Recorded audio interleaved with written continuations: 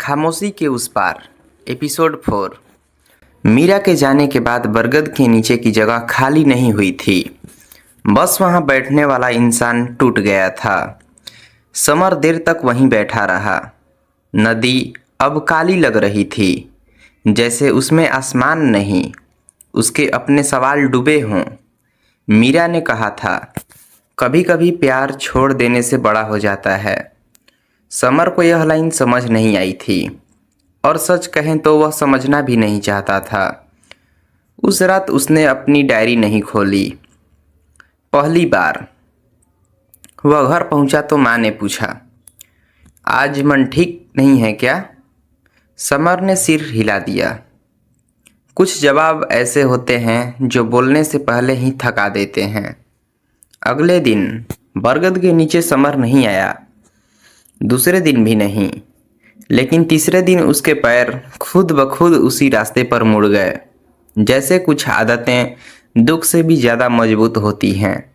मीरा वहाँ नहीं थी, पर किसी के बैठने के निशान थे। घास थोड़ी दबी हुई थी। समर बैठ गया, डायरी खोली, काफ़ी देर बाद लिखा, अगर वो चली गई तो मुझे भी थोड़ा चलना पड़ेगा, वरना मैं यहीं सड़ जाऊंगा। उसी शाम समर को एक अनजान नंबर से कॉल आया। उसने नहीं उठाया। फोन फिर बजा। तीसरी बार उसने उठा लिया। समर।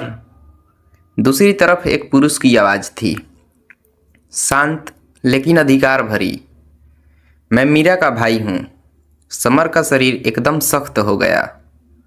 वो ठीक है, आवाज़ बोली, लेकिन वो उलझी हुई है, और तुम्हारी वजह से नहीं, बल्कि तुम्हारे कारण। मतलब? समर ने पूछा। मतलब? वो बोला, तुम उसके घर नहीं हो, तुम एक सवाल हो, और हर जिंदगी कोई सवालों में नहीं जी सकता। फोन कट गया। समर देर तक फोन को देखता रहा। उसे पहली बार समझ आया, मीरा अकेली नहीं थी जो डर रही थी। अब सवाल सिर्फ प्यार का नहीं था, अब बात थी हक और हिम्मत की। अगले कुछ दिन समर ने खुद को बदलते हुए देखा। वो कम बोलने लगा, पर ज़्यादा सोचने लगा।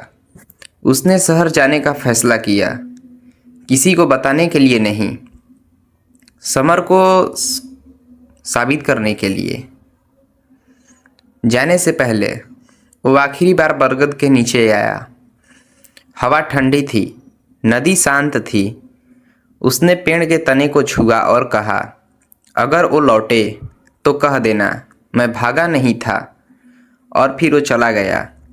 इधर मीरा शहर की खिड़की से मीरा नीचे की भीड़ देख रही थी। सब कुछ तेज था, आवाज़ें, फैसले, जिंदगी, लेकिन उसके भीतर सब कुछ अटका हुआ था। उसने फ़ोन उठाया, समर का नाम देखा, फिर काट दिया, आंखें बंद की। उसे बरगद याद आया, नदी याद आई, और वो डायरी जिसमें उसने खुद को पहली बार सुरक्षित महसूस किया था।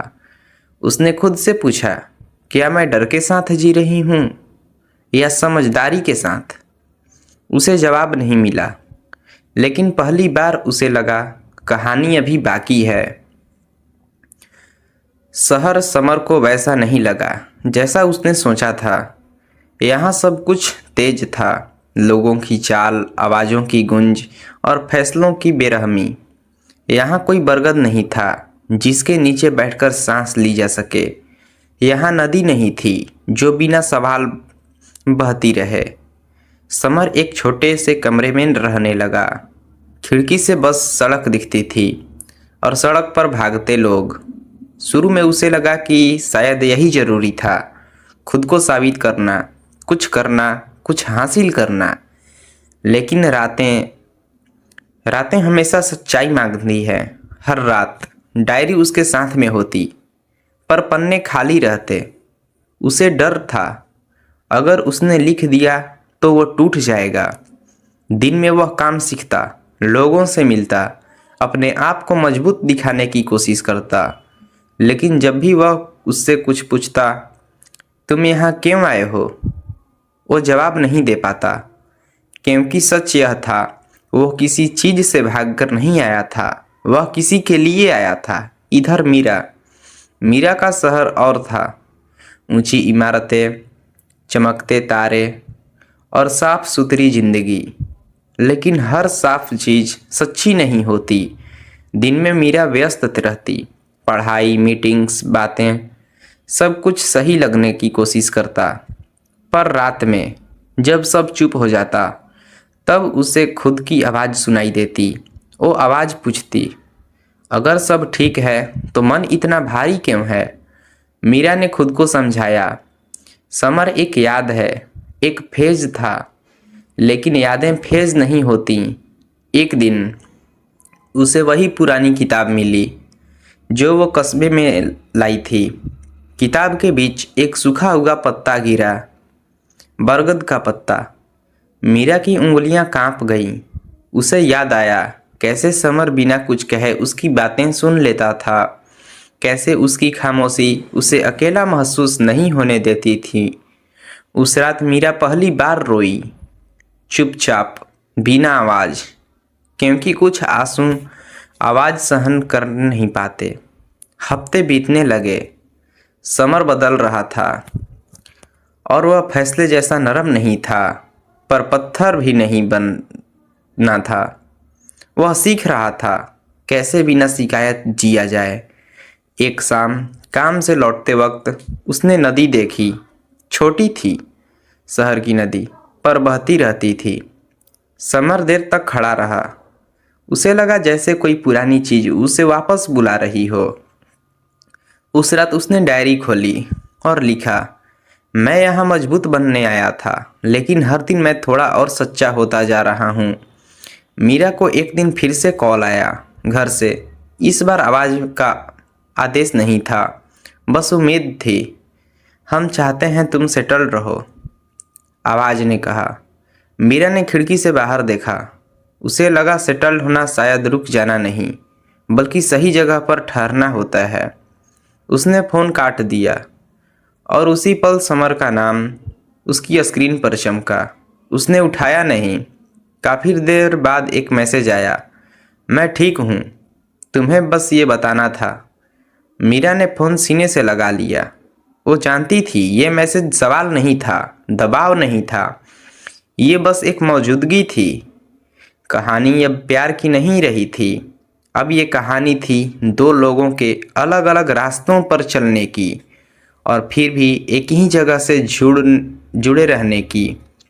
और कहीं न कहीं बरगद के नीचे की खामोशी अब भी इंतजार कर रही थी, खामोशी के उस पार।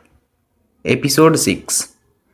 शहर की बारिश अलग होती है। वो मिट्टी की खुशबू नहीं लाती, बस सड़कों और चमका देती है।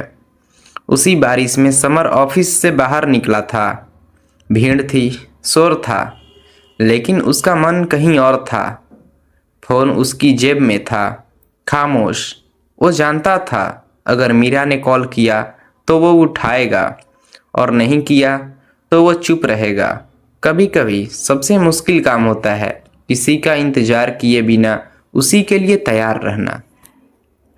उसी शाम मीरा कस्बे लौटी, किसी को बताए बिना, ट्रेन की खिड़की से। जब उसने वही पुराने खेत देखे तो उसे लगा जैसे वक्त पीछे नहीं गया, वो खुद आगे निकल गई थी। बरगद दूर से दिख रहा था। मीरा ने सांस रोकी। उसने खुद से कहा, सिर्फ देखूंगी, मिलना जरूरी नहीं। लेकिन कुछ जगहें सिर्फ देखने के लिए नहीं होती। बरगद के नीचे कोई बैठा था। पहले उसे भरोसा नहीं हुआ, फिर कदम रुक गए। समर थोड़ा बदला हुआ, कंधे सीधे, चेहरे पर थकान, लेकिन आंखों में वही ठहराव। मीरा वहीं खड़ी रह गई। समर ने आवाज़ नहीं सुनी, लेकिन शायद महसूस कर लिया। वो पलटा, दोनों की नज़रें मिली। एक पल में कोई कैसे हो नहीं था, कोई क्यों आए नहीं था, बस वो सब था जो कहा नहीं गया था। मीरा ने पहला कदम बढ़ाया, फिर रुक गई। तुम, उसकी आवाज़ लड़खड़ाने लगी। समर ने बात पूरी नहीं होने दी। मैं जानता हूँ। मीरा चुप हो गई। हवा चली, पत्ते हिले। तुम यहाँ क्यों आए? मीरा ने आखिर पूछा। समर ने नदी की तरफ देखा। क्योंकि मैं अब भाग नहीं रहा। मीरा की होंठ कांप गए। और मैं? समर ने उसकी तरफ देखा, सीधा, बिना शिकायत। तुम अब भी वही सवाल हो, वो बोला। बस फर्क इतना है कि अब मैं उससे डरता नहीं। मीरा की आंखें भर आई। मुझे लगता था अगर मैं दूर चली जाऊं तो सब आसान हो जाएगा, वो बोली। समर हल्का सा मुस्कुरा दिया। आसान तो कुछ भी नहीं हुआ मीरा, बस हम थोड़े मजबूत हो गए। दोनों देर तक चुप रहे। बरगद गवाह बना रहा। फिर मीरा ने कहा, अगर मैं फिर से डर गई? समर ने तुरंत जवाब नहीं दिया। उसने बहुत सोच कर कहा, तो इस बार मैं तुम्हें जाने नहीं दूंगा। न पकड़ कर, बस सच बोलकर। मीरा ने उसकी तरफ देखा। उस पल एक एहसास हुआ, ये कोई लड़का नहीं था जिसे वो छोड़कर गई थी। और समर को भी पता चल गया, मीरा भी वही लड़की नहीं रही।